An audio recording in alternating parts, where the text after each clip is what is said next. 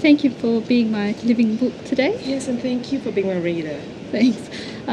Used to having talking books, being blind, Yes. and I'm used to having books read to me by the author, but I've never had a living book. I think this is going to be a very good experience for me. Likewise, actually. I'd say that too. Can you please tell me about your condition? In 1991, I had a very nasty fall. I actually landed on my buttocks, Yes. and it created a condition called fibromyalgia, which is soft tissue damage. Yes. And with that, I started suffering chronic pain, and the depression set in with it. Yes. And subsequently, through the years, other issues have risen because of the fall that I had in 91. I've got a bulging disc, I've got upper cervical problems, which obviously radiate down my arm, give me headaches, and the condition varies from day to day. I continuously and constantly live in pain, and it impacts on the depression. And I believe you work as well. Yes, I do. How does this chronic pain and depression impact on your work situation? The level of control where the depression is concerned is a lot better now. It doesn't impact as much on work as it used to. Yes. I'm very fortunate in the sense of my current employer is just, they're wonderful there, and if it's not okay, I can ring and I will say, it's a bad day today, I really need to be home. Yes. And it's okay. The answer is it's all right. If I need to work from home as well, that option is still open. Sometimes, we don't really need to go very far, and I'm fortunate that I'm able to do that. That's good. I wish there were more employees like that. I do fully agree with you, because I've had employers who have just been the other end of the spectrum. We don't want to know, we're not interested, you cannot deliver, don't come into work, that's it, see ya. I've even had that. So it's not healthy. No. It's a denial from their perspective, and it's not helping community or being supportive at all. So, Do you think these issues of employees' needs in terms of disability and mental health, it could be anything, that employers are becoming aware of it, or how can they be made aware? Who could do the promotion, do you think? my instinct about it is there is a lot of training out there. There is information on the internet. The World Wide Web is there. There are pamphlets, brochures. The health department is there. If anyone needs any questions or queries, that they can go and look for it, especially upper management. However, you're talking about individual human beings who have got other things going on in their lives, their own agendas, personal agendas, or could it be ego, and just deniability, just not wanting to look beyond their square of perceiving an individual like myself as being troublesome. It's terrible, I know. It sounds dreadful. However, it's a lot of people with that, mainstream as well as within community. Yes. I mean, I have my own family who's like that, so it's just sad, very sad. Yes. And it's not that the individuals I'm talking about, like I said, upper management, are not educated, that they have that initiative or knowledge to process the information being given to them. They're able and fully capable of processing it.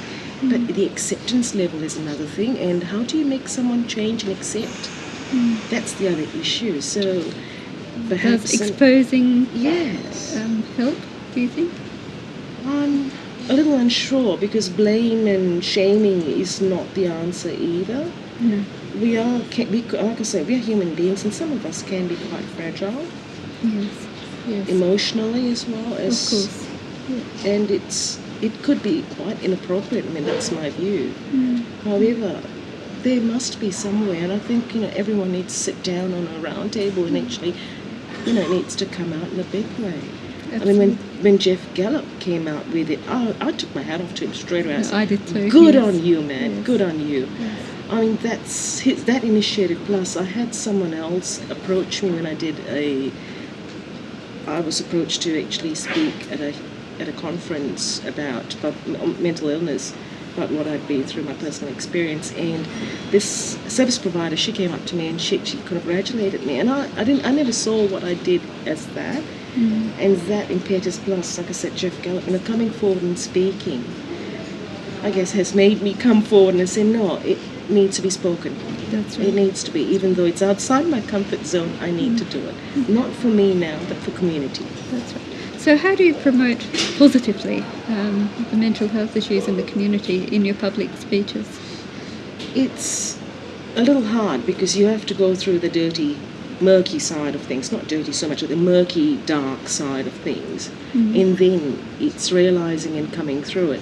A lot of it is time. Some people take 6 months, some take 6 years. It took a long time for me. Many years for me. It was a long, hard road for a long time. However, in the last 5 to 6 years, there's been a radical different change. Perhaps it's age, looking at the world in a different way, understanding who I am, making sure I look after myself for a change instead of running around and trying to please everyone else, knowing my personality type, what makes me tick, and when to stop and say, okay, this is enough. Today it's a down day. It's a home day for me. It's my day. I know it sounds really selfish, but I guess the way I was brought up, it was never about you. You had to go and do things when someone approached you. And it's ingrained within my psyche, so it's changing my thought patterns and working towards that. And coming out the end of it, and a lot of it, it's within conferences, is actually telling people that there is a lot of positivity outside of that. You can live with the condition and fulfill your life and be like everyone else. There is no difference. Work, I found, has helped me, whether it was paid employment or voluntary, and I'd encourage anyone who is able to, if they can, even spend an hour a week, half an hour a week, go and volunteer your time. There are plenty of agencies around who would appreciate you, a helping hand. That helped me emotionally, a lot helped me.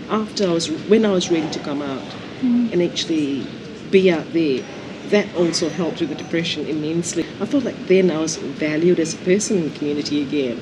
Yes. I was able to do something. I was useful again. I belonged again in the community.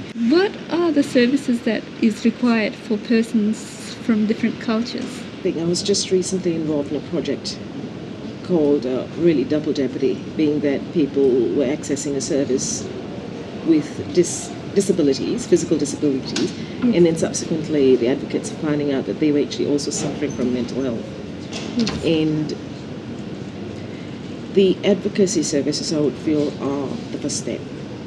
So you're finding a better understanding of what consumers are actually going through. It's, like I said, compared to the 90s, there was literally nothing. No, that's right. There was nothing at all.